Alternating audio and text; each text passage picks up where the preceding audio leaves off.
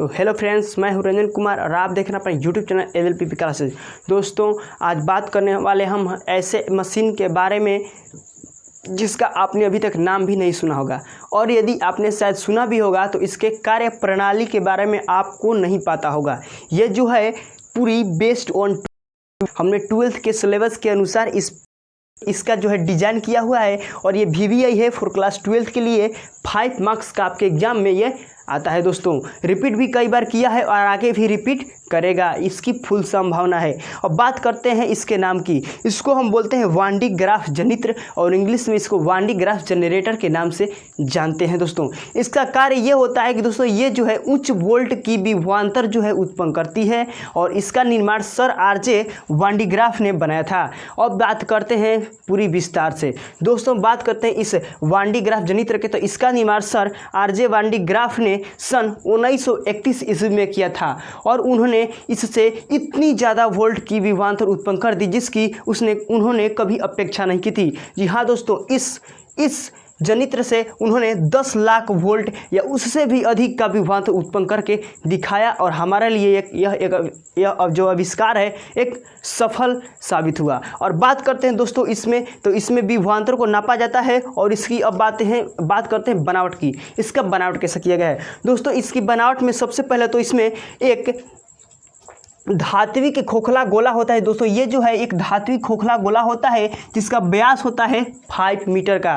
ठीक है दोस्तों, ये धात्विक खोखला गोला होता है जिसका व्यास होता है 5 मीटर का। यहाँ पर देखिए हम लिख चुके हैं धात्विक खोखला गोला, इसका व्यास होता है 5 मीटर का। ये दो विद्युत रोधी स्तंभ, विद्युत रोधी मीन्स होता है एक ऐसा स्तंभ जिससे विद्युत धारा प्रवाहित ना हो सके, वैसे स्तंभ पर ये खड़े रहता है। ये 2 विद्युत रोधी स्तंभ को खड़ा कर दिया जाता है, उसी पर ये 5 मीटर व्यास वाला धात्विक गोला को रख दिया जाता है जिससे कि विद्युत धारा नीचे प्रवाहित न हो सके। अब बात है इसके अंदर की, तो यहाँ पर देखिए 2 कंघियाँ लगी रहती है। सब एक होता है C1 और एक होता है C2। ठीक है, एक होता है C1 और एक होता है C2, 2 कंघियाँ इसमें लगी रहती है दोस्तों। और ये जो कंघियाँ है इसके सहारे लगी रहती है, और इसको हम लोग बोलते हैं P1 और P2 घिरनियाँ। ठीक है, इसको घिरनी बोलते हैं P1 और P2, और इसी घिरनी से लगी रहती है 2 कंघी।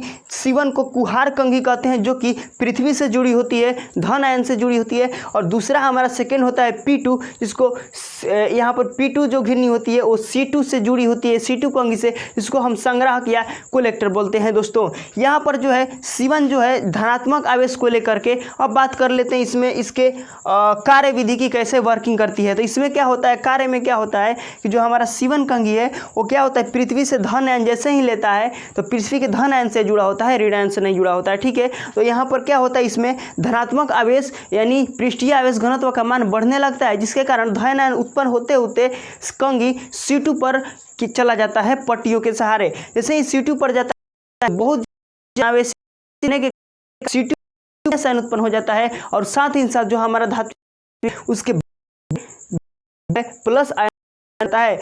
यह लगातार चलती रहती है, और अंततः जो है पर इस धात्विक खोखले गोला का जो विभवांतर है वो 10 लाख या उससे भी अधिक हो जाता है। अब बात करते हैं दोस्तों इसके उपयोग की।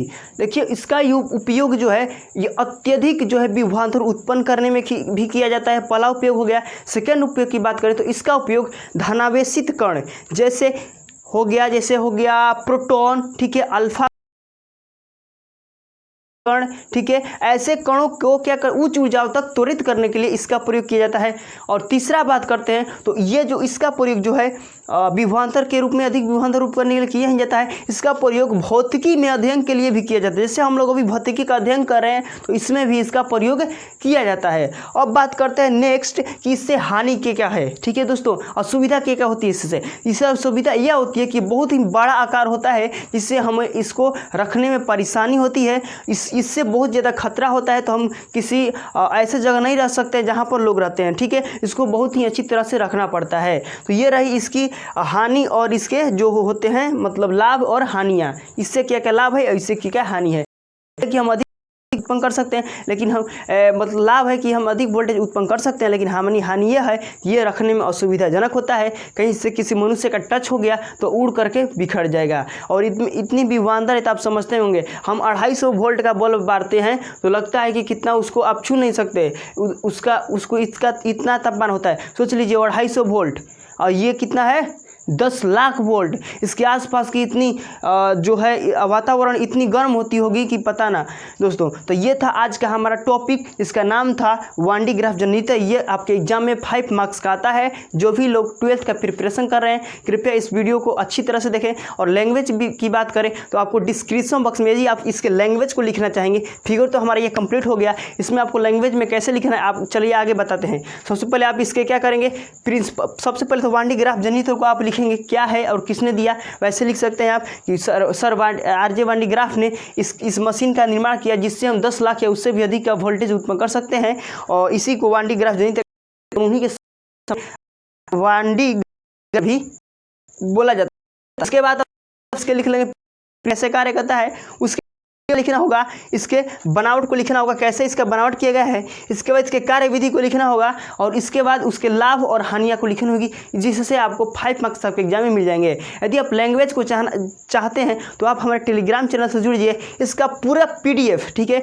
आपका हैंड राइटिंग नोट्स की तरह इसका पूरा PDF आपको हमारे टेलीग्राम चैनल डिस्क्रिप्शन बॉक्स में है। यदि आपको लिंक नहीं मिल पाता है तो आप जाइए टेलीग्राम पर और सर्च कीजिए LLPP क्लासेज, और वहाँ से आप इसको ज्वाइन कर सकते हैं, और ये इसका PDF आपको फ्री ऑफ कॉस्ट वहां पर मिल जाएगा, और जिससे आप अपनी प्रिपरेशन को बूस्ट कर सकते हैं। यदि आप चाहें तो हमसे 10th क्लास का भी नोट्स ले सकते हैं, वो भी हमारे पास उपलब्ध है, ठीक है। लेकिन इसके लिए आपको क्या करना होगा, वीडियो को ज़्यादा से ज़्यादा शेयर करना होगा, और हमें पर्सनली हमारे टेलीग्राम चैनल पर डिस्क्रिप्शन बॉक्स ग्रुप है उसमें आपको कमेंट करना पड़ेगा। हम आपको 12th का भी पूरा फिजिक्स का नोट्स कन्वर्ट करा सकते हैं, ठीक है, आपको प्रोवाइड करा सकते हैं पूरा कन्वर्ट करके PDF में। इसके साथ ही आप मैथ का चाहें तो मैथ का भी हम आपको नोट्स प्रोवाइड करा सकते हैं। इसके बाद केमिस्ट्री का भी नोट्स प्रोवाइड करा सकते हैं, इंग्लिश का भी नोट्स प्रोवाइड करा सकते हैं, ठीक है, हिंदी का भी प्रोवाइड करा सकते हैं। आप जिस सब्जेक्ट का चाहिए 10th हो या 12th हो, किसी भी सब्जेक्ट का आप नोट्स हमसे चाहते हैं तो हमें टेलीग्राम चैनल पर संपर्क जरूर कीजिए। मिलते हैं अगले वीडियो में, अभी के लिए इतना ही, धन्यवाद।